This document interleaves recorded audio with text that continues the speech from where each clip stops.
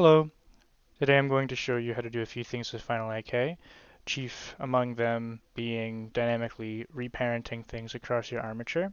That's not actually what's going on, that's just the best way I know of to describe the effect. And to demonstrate, I have this avatar, which has a few different ways of demonstrating this. This weapon in my hand with world particles doesn't have any joints on it, and is also the same weapon on my back. I'm using FinalIK to stick it to my back, and then using FinalIK to stick it to my hands in an animation. Doing so fixes the world particles and allows me to reduce the number of objects on my avatar. Here's the same concept but with a gun. You can see it shoots with world particles just fine with no joints, and I get the added bonus of being able to use FinalIK to two-hand it, shoot it like a regular two-handed weapon. And finally, I have this little drone follows me around and targets this little reticle here, which is just a little laser.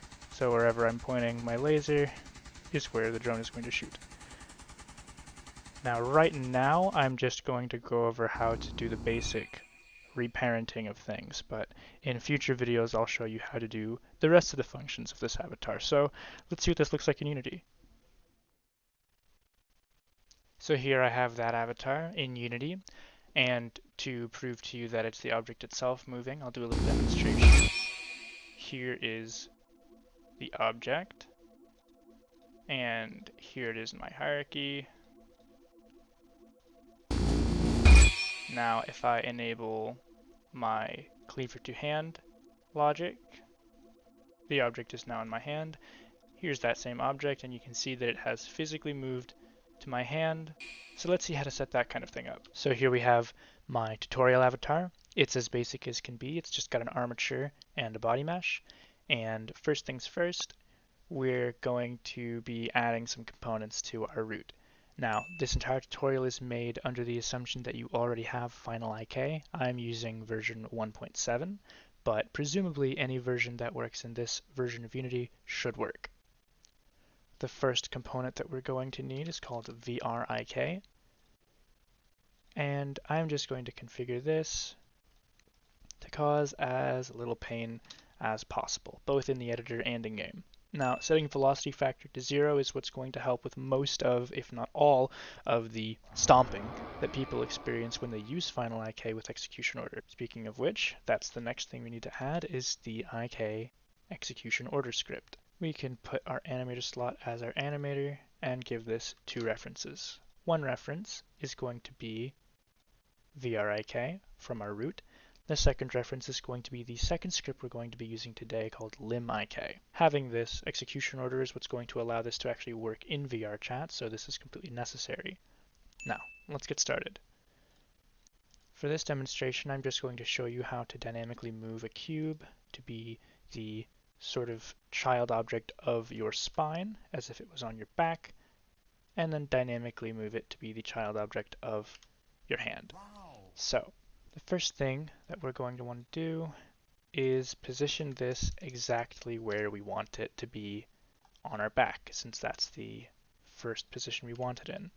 In my case, I think I'm just going to wear it like a little backpack, like right there.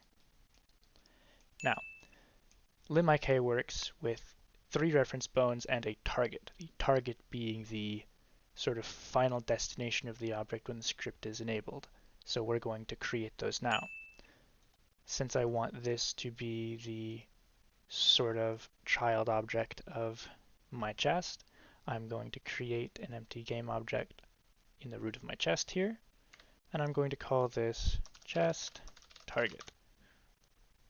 Now, I'm going to move the cube under the chest so that they're in the same place, and simply copy the transforms over to my target.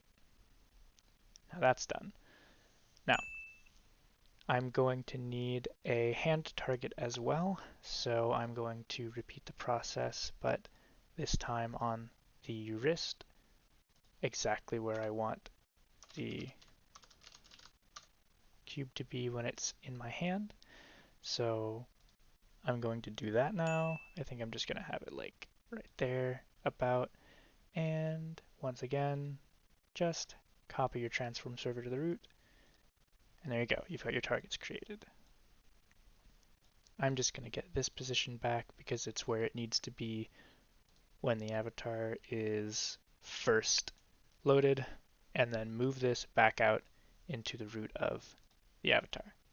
So now we have our two targets that the cube is going to be positioning itself towards, and we're ready to set up our actual logic. For my case, I generally make a separate game object that handles logic just to keep everything nice and organized. So I'm going to call this cube to chest, and I'm going to make a child object called cube to hand.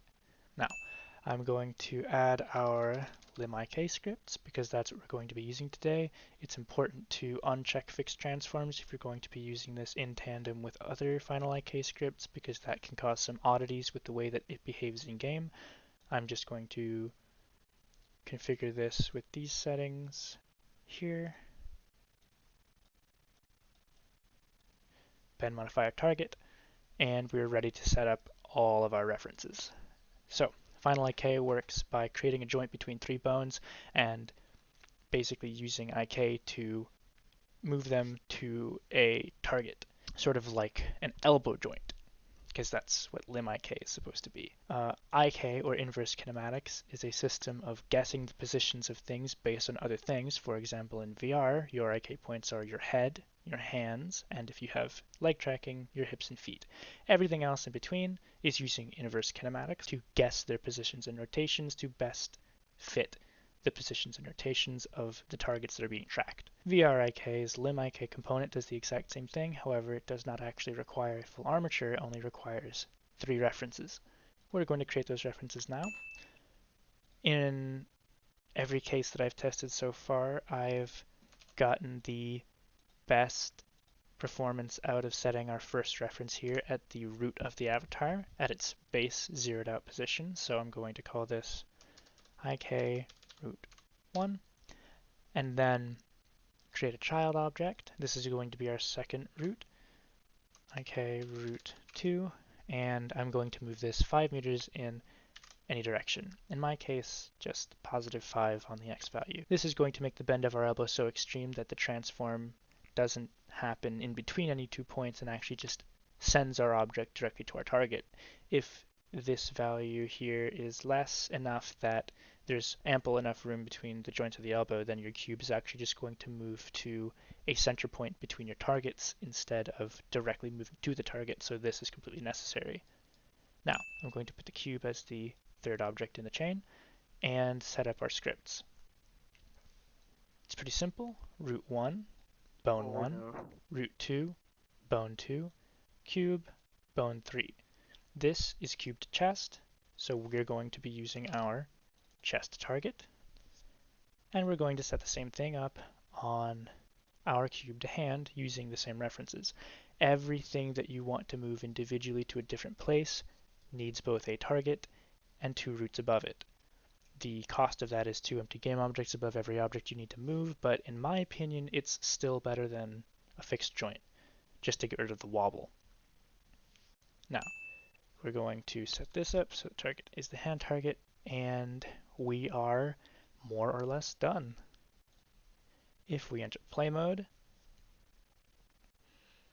you will see that I still see your shadows in my room. If we place our object with the LimbIK into element 1 here, you will see that when we enter play mode,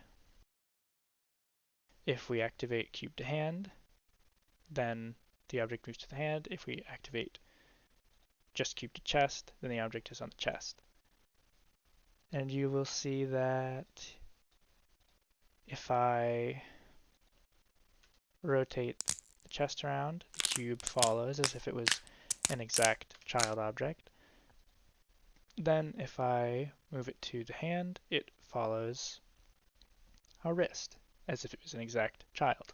So there you go, that's pretty much it. If you want to use this to create a world object, which I know a lot of people do, all you would do in that case is set this up the exact same way, but not set a target. Now you'll see that our object is affixed in the world, and if you use this in game, it is completely motionless. It does not have any of the joint wobble or any of the weird stuttering things that fixed joints and configurable joints do. It is 100% completely stationary because it is not using joint physics, it is using FinalIK, which is solved more frequently. That's all I have for you today. Using FinalIK fixes all world particles. So if I create a particle system, put it on the cube, and just set it up like a really default particle system here. Rotate that a bit. There. And then set this to world.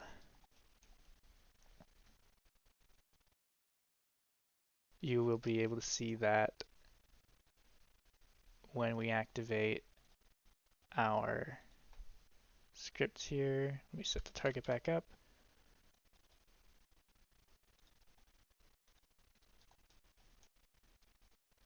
The world particles are oriented properly.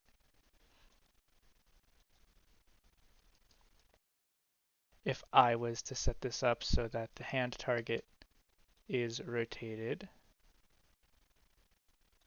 then when we activate our cubed hand, the rotation takes effect.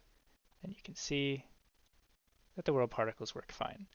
This completely negates the need for any kind of joints whatsoever and is, in my opinion, a lot smoother looking because you don't get any of the particle joint wobble. A lot smoother looking, a lot smoother looking, a lot smoother looking, a lot smoother looking, a lot smoother looking, a lot smoother looking.